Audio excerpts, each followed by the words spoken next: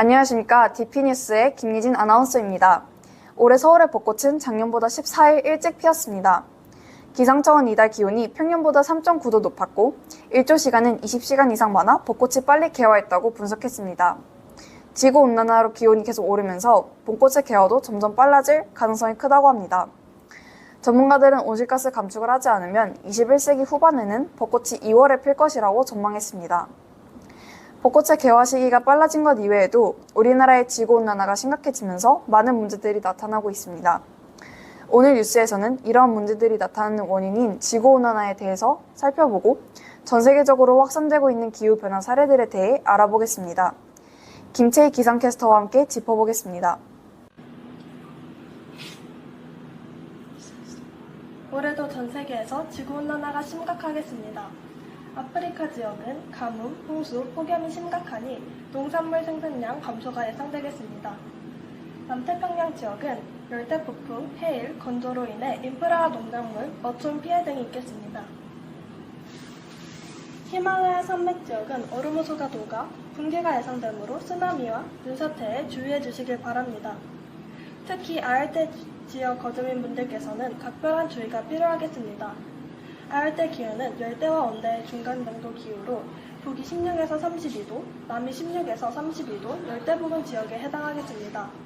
아열대 기후는 월 평균 기온이 섭씨 10도 이상인 달이 한 해 8개월 이상이고 가장 추운 달의 평균 기온이 18도 이하겠습니다.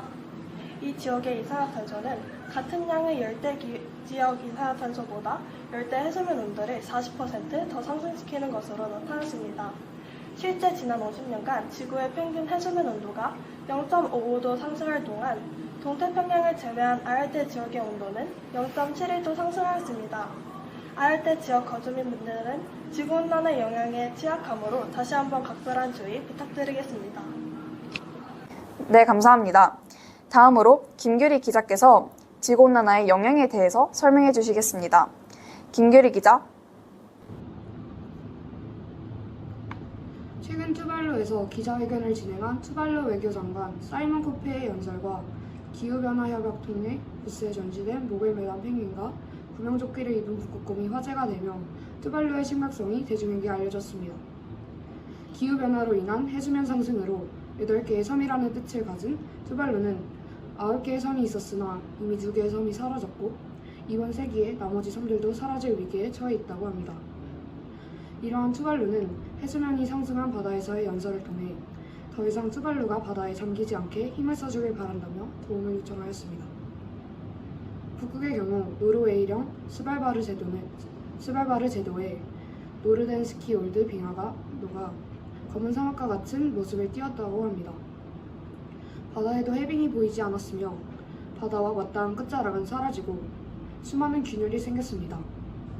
안전요원인 크리스티안 호벨사스 씨의 인터뷰에 따르면 8월이 되어서야 탐사할 수 있었던 빙하를 6월 중순에 해빙이 거의 없어 보트를 타고 피라미드에 갈 수 있었다고 합니다. 또 다른 빙하는 빙벽이 쪼개진 틈에 얼음 녹은 물이 바다로 쏟아지는 등 균열이 더욱 일어나고 얼음이 녹아 사라지면서 아래에 있던 암석인 기반함이 드러났습니다. 이처럼 지구온난화의 영향으로 빙하는 빠르게 붕괴하며 해수면 상승을 심화할 뿐만 아니라 북극곰과 같은 생물의 생태계를 빼앗는 등 심각한 문제를 초래하고 있습니다. 앞으로 특별한 지구온난화 정책이 시행되지 않을 경우 향후 100년 동안 지구의 평균 기온은 1.4도에서 5.8도 정도, 해수면은 88cm에서 90cm 정도 상승하게 될 것으로 예상됩니다. 이러한 기후변화는 기상이변, 강수량 변화, 해수면 상승, 사막화, 물 부족, 열대성 질병의 확산, 생물종의 감소 등을 초래하여 생태계와 사회경제적 분야에 돌이킬 수 없는 영향을 미치게 될 것으로 보입니다. 우리 모두의 관심과 실천이 필요한 때입니다.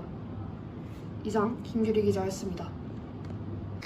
지구온난화가 심각해지면서 우리나라뿐만 아니라 전 세계적으로 일어나고 있는 기후 문제들이 많이 발생하고 있습니다. 앞서 설명한 문제들을 해결하기 위해서는 우리의 관심과 노력, 실천이 필요합니다. 이상 뉴스를 마치겠습니다. 지금까지 DP뉴스 김예진 아나운서였습니다. 감사합니다.